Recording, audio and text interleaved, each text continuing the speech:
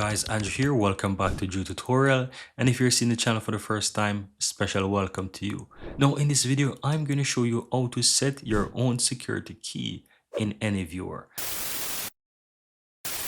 So if you're a frequent user of AnyViewer, then you might want to have your security key set up. So go ahead and open up the application here. And once you're inside that, click on settings on the lower left hand side. Now, once you're inside it, at the top you have unattended, right? So you can simply click on that at the top. And here you have two options. So you'll see the option that says set my security code.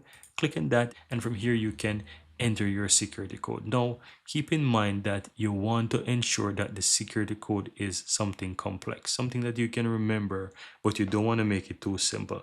And I'm going to show you what I mean. So if I enter 1, 2, 3, 4, you're going to tell me that it's too short. And if I enter 5, 6, 7, 8, 9, you see that it says that the security code is too simple. So you have to make something complex. So what I'm going to do, I'm going to simply enter something more complex.